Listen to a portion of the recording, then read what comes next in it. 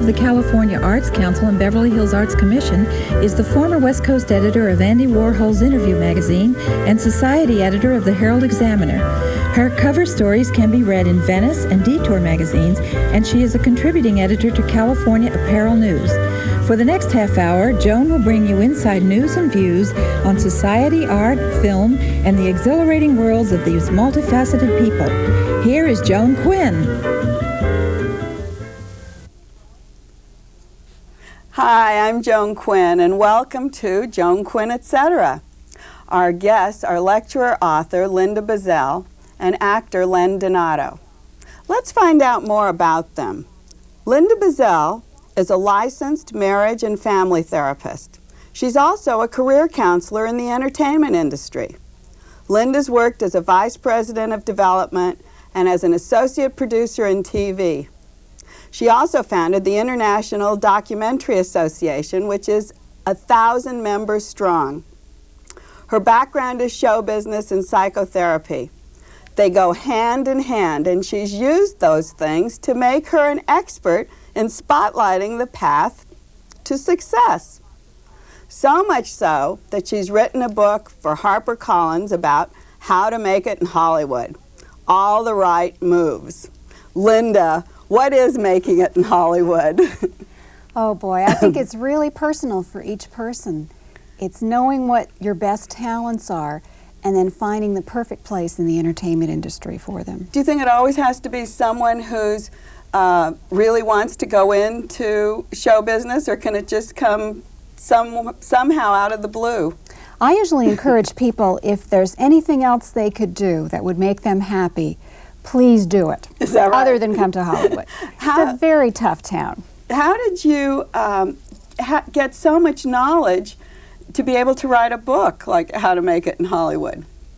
Well, I've kind of worked in and around the entertainment industry on both sides of the street, both counseling people in the industry and also working in the industry myself in production and development.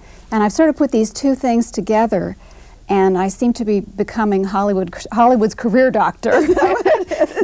Well, in one of the chapters you talk about how you can break through, and you say that if you have the right moves to break through, and you lecture at AFI and at the Directors Guild on the right moves. What do you think they are? Well, one of the right moves is really knowing what you have to offer, because Hollywood is so competitive that it's not enough to be good in this town. You can't just be good. There's lots of people that are good. You have to be really special in some way. And you need to know exactly what it is that's special about you, and then how to communicate that with enthusiasm to the people that can actually say yes to you or your talent or your projects. How did you find a readership for your book? Where is that readership? I think it's all over the planet. I mean, how many people are there on this planet who dream, even casually, of coming to Hollywood, either as an actor, a writer, a director, a producer, an agent? I mean, there must be millions of people. But those are inexperienced people that you've written about. Yes. Have you thought about writing the second book for the experienced person? Actually, you know, there's a lot in the book that is for people who've been in it a while. I tried to kind of cover that. And there's even a chapter on mid-career crises that can happen in an entertainment industry career. And what is that mid-career crisis? We all have it. Yeah, we do. Sometimes people really get stuck, especially if they've had a little bit of success at the beginning of their career, and then suddenly it seems as though things come to a grinding halt. Perhaps we hit a time like, as you know, that we're in right now in the industry. We're kind of in a recession. We haven't really been through this before. And there's a lot of people that are hurting, people who maybe kind of coasted by before, but now they've got to really figure out how to package themselves, market themselves. They've got to increase their networking, get to know more people. People who are really, who have established themselves, or are we talking about the poor actor who's always had a job waiting tables and always worked as a masseuse or different things where they can call their own hours. Yeah. We're talking about all of the... It's really everybody, although the mid-career person often is having a lot of problems because of the fact that they've been used to working. I see. But sometimes they've been using what I call the little black book technique, where they've worked and then whenever they're out of work they call up these 10 or 15 people in their little black book. But unfortunately during a tough time in the industry, sometimes those 10 or 15 people are not working. So they have to get to know more people and more people and more people. So it just keeps spreading out. Yeah. One thing, when you talked about the little black book, I think included one of the chapters is a glossary in Yiddish. Yes. And how did you come to do that? I mean, I know you talk about that you have to have a chutzpah to get anywhere. You do. But people don't know what it is.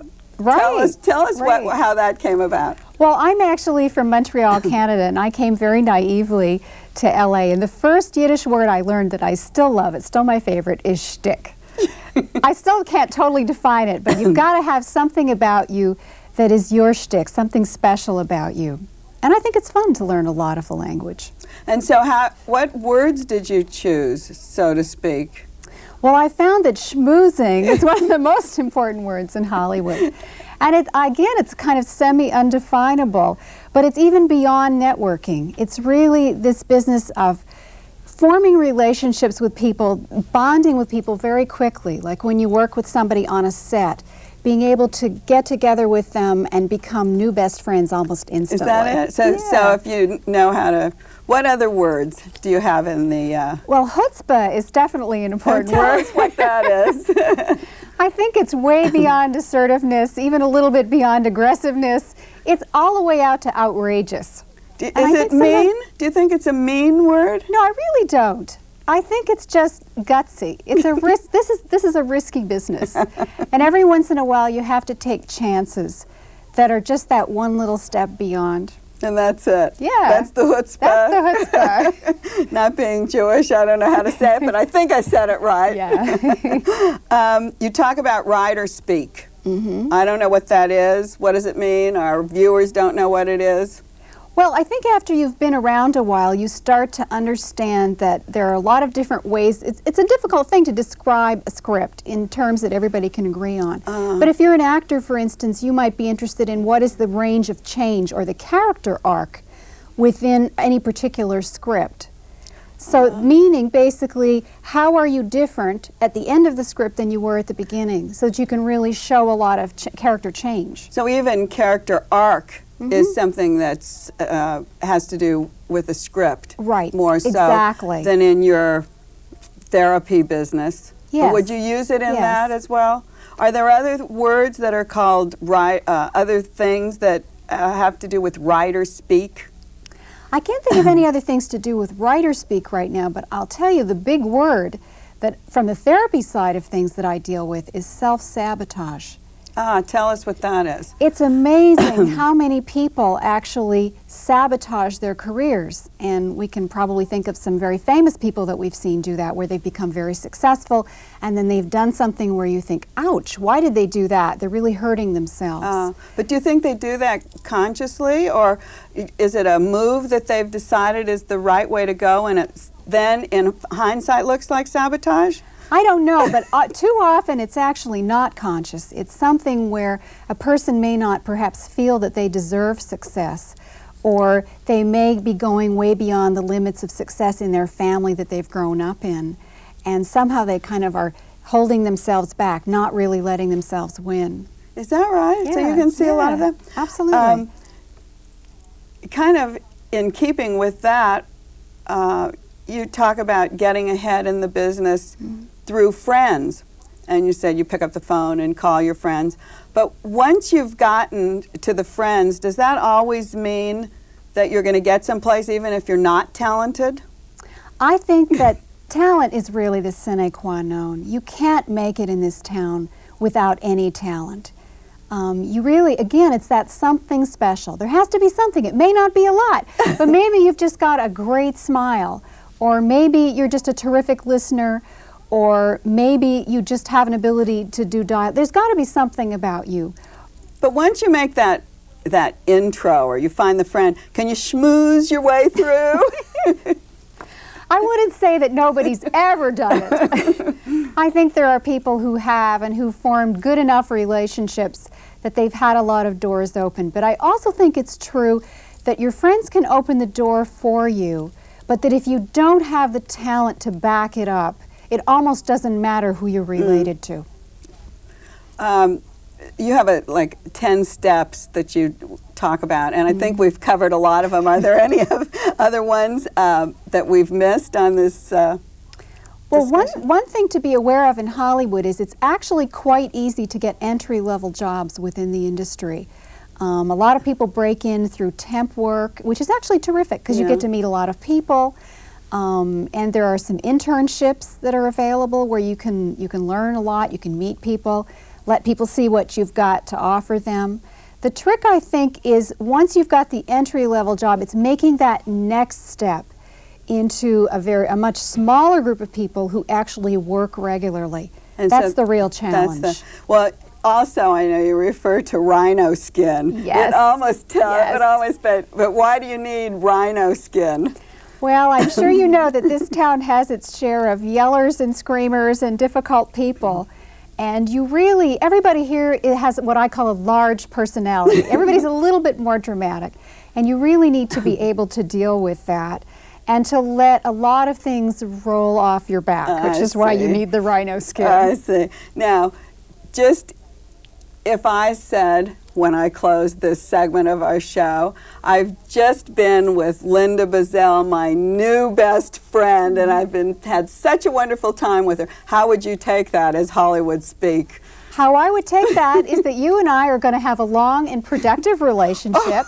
We're going to keep in touch, and we're going to help each other out as we go along the way. Is that right? Yeah. It's not anything that's a bad thing to No, say, my new it's best not. friend? Well, goodbye to my new best friend, and I hope you'll be back and teach us some more about what to do in Hollywood. And I think as the thousands and millions of people on the planet can go out and see your book and maybe break in somewhere. Thank you. Thanks for being with us. We'll be right back, and we have actor Len Donato with us, so don't go away.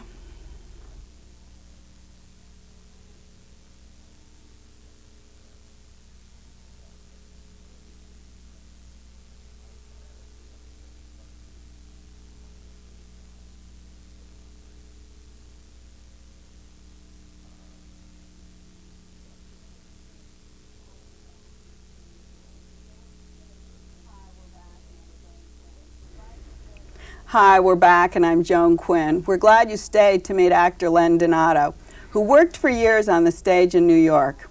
He appeared in Orpheus Descending, The Shadow Box, and Goodbye Rome, to mention just a few of the long list of plays. He studied with Lee Strasberg, Stella Adler, and Milton Casellas. In Hollywood, he did a lot of TV, daytime serials, All My Children, General Hospitals, a lot of other shows, Adam 12, FBI Stories, Matlock. Len, do you always play the bad guy? Well, it seems like I usually do, yeah. I play bad guys and I play lawyers. Is that, uh-oh, that's a terrible combination. So sometimes I can defend myself if I get in trouble. Do you always play an ethnic role like Italians or Greeks or? No, not always. The movie I just did, which is in Moscow, called Hit the Dutchman, I played Lucky Luciano, who is an Italian. Yes. But usually I don't play ethnic roles. I play strong characters, like legal defenders, or bad guys, but not necessarily ethnic. Ah, well, you can't put on a blonde wig and Nope. blue eyes, can No, you? can't do that. Well, how would you break out of the mold if you wanted to change your looks in any way? Change my looks or change the type of casting I get? Both. Well, I probably would look for a role that would show a side that you wouldn't normally think associated with someone who looks like me, something very vulnerable, something very soft, something where I could be more romantic in it, and that would be a way to have me seen differently. So you would create the character yourself in a different way? No, I'd look for a role like You'd like that, which would show those sides of me. So would you need Linda Buzzell's How to Make It in Hollywood? To get a role like that? Or to break out and to schmooze someone who had a role like that, to convince them that you could do it. Yeah, it certainly would be helpful. Her help is much more than in terms of breaking out of a mold, though. It's in terms of understanding how the whole system works in Hollywood and how to get work in Hollywood and what you need to do. So I would say certainly one of the things she does in her book and when working with her is to help break out of a mold, but certainly more than that is just understanding Hollywood in general. Your bio says you do extensive voiceover, and of course reading the bio we couldn't hear your voice, so we didn't know. What is a voiceover and how do you train for it? Oh gosh, training, you work like you work with an acting teacher. You would work with a coach to understand and learn how to do voiceovers for the different areas. I mean, there's voiceovers for commercials, which everyone's familiar with. It's the voice that comes over the commercial that you would see. Have you done those? Yeah. The other kind of voiceover, which is also very well known, is what's called a film trailer. When you go to a movie and you watch the previews, the coming attractions, the trailer, the voice over the trailer is the coming attraction. The voiceover to that is another kind of voiceover. So that's a voiceover. It's not someone who's identified with the movie or who's worked on the movie in any way. It's just they would call you in to. Exactly. I see. Exactly. I just finished doing a trailer to a movie, the voice of a trailer, a movie called Cool World, which just recently opened. I did all the commercials, all the radio spots, and all the trailers that were in the theaters for it. I see. And they just know your voice, or do you have to go out and ask for? I don't know how you do it. It takes a long time. You audition for things, you do smaller movies, you work with smaller companies, and then after a while someone like Paramount gives you a shot at something, which is what happened with this. Also they say, your bio said you were an expert in dialects. What dialects? Well, certainly Italian. Yes. Are you Italian? I am Italian. So that comes easily. I'm first generation Italian. What other dialects? I could do Polish dialect. I've learned Russian dialect. But do you go out and learn them so that it adds to your character or adds to what you can give to a role? Yeah. I would learn a dialect for any role that required it. I mean, I have an ear and an ability to learn dialects fast, so it's pretty easy for me. But you don't build them up, is what I mean. Do you have them like in storage so that if they say we need that kind of thing? Some. Do you? Some. So if you have to go to audition, you can pull it out of the back. Yeah, or I'm close enough to it that I can do it with a little tiny bit of work. I can get it up. Like, give us an example of a something that if you had to use a dialect. You mean in a role? I went up for a part in a movie where they wanted someone who was Iranian, an Iranian arms dealer, and that was an accent which I didn't know at all, and so I worked on it a bit to try and get the accent just for the audition, which was it's a very foreign accent to me. But well, how do you work on it? Do you watch TV?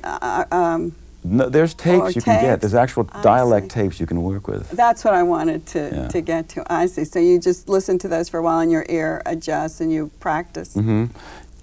Exactly. Also, you do a lot of looping. Tell our viewers what looping is. Oh, looping is, it's called ADR, Additional Dialogue Replacement. What it is when you make a movie, there's often times where they need to re-voice certain sections because there were sounds over it, it's not clear, or particularly in the movie that I just did where there's some language which is sort of off color, it has to be cleaned up for TV and for cable. So there's looping over the voice. But it's your voice. Is it your voice that does the cleanup job? Well, how does your voice match what they're doing on the tape or on the film? Oh, I see. I was talking about my own your acting. Own, but do you also do it for other people? Yeah, I do. I've looped movies for foreign movies into English. Oh, I see. So they run the film and then it's your voice? Is that what looping is? Yeah. It's like a voiceover in a way then. Yeah, it's actually harder than a voiceover because you also need to generate the emotions that the character has and any kind of attitude that he has. So it's a very, very skilled kind of work. Do you take lessons for that? No. How do you learn that? It's all these kind of things you can do. Yeah. How did you learn how to loop? Well, I learned how to loop by just doing one TV movie. I looped an Italian movie into English, and I learned on that movie. I see. So then that gives you the experience, Yeah. and you're on. Uh-huh. Well, you did a film in Moscow. Right. And it's an Italian film that took place where? In New York, I guess. The film was supposed to take place in New York in the 30s, and they chose Moscow because Moscow looks very, very much like New York in the 30s. Where does it look like that? All over. The buildings look like it. Certainly there's some scenes in this movie that are by a river, which looks very much like the Hudson River. Really? Mm-hmm. Well, you brought a clip with us. Yes, I did. With you. Yes, I and we're did. going to see it. Do you want to set it up for us? Okay. This is a scene where Bo Weinberg, who is Dutch Schultz's friend and business partner, has come to me to try and kill Dutch Schultz. Unbeknownst to him, he is the one that is going to be killed. And Dutch Schultz is the Dutchman. Right. In the title, Hit the Dutchman. Hit the Dutchman, right, okay. exactly. So we're going to see that now.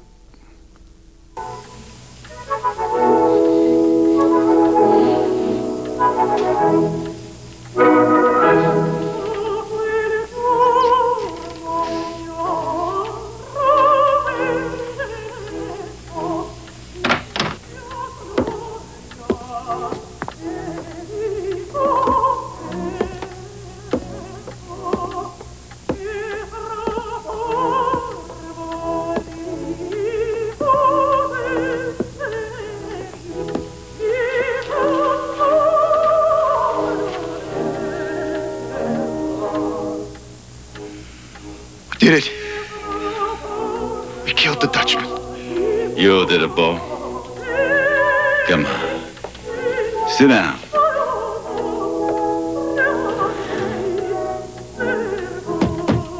Ask your mama to keep the spaghetti warm for you.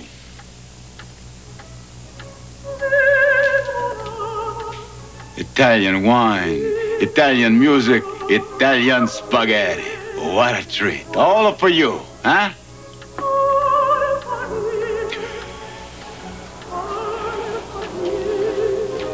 What's the matter?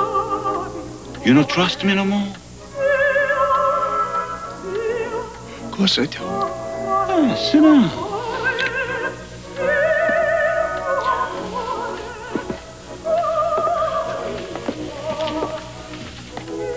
Sit down. Mama, andiamo.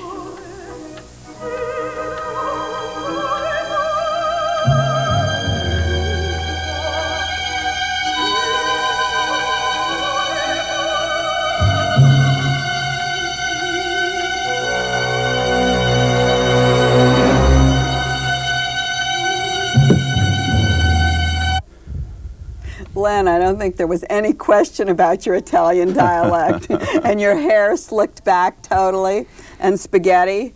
And then what happened? That was pretty tough, huh? Do you cook spaghetti? I sure do. Do you? Did you have to do that in Russia? That spaghetti I didn't cook, no. How did they get that spaghetti there? They had prop people cook it. They had pasta, and did they bring it in, or was it all there? You know, I think it was actually ketchup on top of the spaghetti. It wasn't really pasta sauce. That's not what you would do. No, I could tell right away. How would you do it? Oh, I would have bought special tomatoes, cooked them all afternoon, put in a little oregano, put in some olive oil, had a great feast. And then, tell us how you got this role. Oh, that's an interesting Not story. for your spaghetti cooking, we know. I had heard about this role and that they were going to cast it immediately. And I didn't go through the standard channels of agents and managers. What I did was I went down to the offices and walked up to the director and leaned into the director and said, "Excuse me, I understand you got a problem." And he said, "What's the problem?" And I said, "This character you got in this movie, he's taken care of." And he leans back and he goes, "My God, come in and read the script with me." And You're my man. I got the part. Is that really? It's really now, true. I think that's what Linda said is chutzpah. Yeah, exactly. Is it? Exactly. You just go to where you know you've got something, and she said you show it. Mm-hmm. And you did. What experiences in Russia doing an Italian film? Tell us some things that you stand out in your mind besides your Lennon pin? The most thing that stood out the most was living in the hotel, because at the time it was winter and they had a heating oil shortage. So we came in from the cold of Russia, which was 0 degrees, freezing, below freezing, and the room was about 50 degrees. They could never get it above 50 degrees. So we would as soon as we got into our hotel room, we got in bed, put all our clothes on, got in bed, and tried to stay warm, or else fill the bathtub and got in hot water. Well, going from the cold of Russia to Cannes, it made a big splash in Cannes. Why were they so interested in this film? Because there's a lot of... In 30 seconds. The 30 seconds, a lot of young actors in it who the directors and producers of this film felt will be the stars of tomorrow. So he brought several people with him to Cannes to show them off and to show the press and the European community these actors. Because every time I saw any coverage from that particular festival when you were there, I saw you on the air a lot. So it was, I think, helpful. Oh, very. And they did make very a helpful. big Very thing. helpful. Well, we're going to see if you can break out of the mold, and we're going to look for you in the future. And when you bleach your hair blonde and put blue contacts in, okay, let us know. Okay. Len Donato, thanks for being with us today. Thank you, Joan. It was a pleasure. Thanks for being with us on Joan Quinn, etc., and we'll see you next time. Thanks to Linda, and thanks to Len.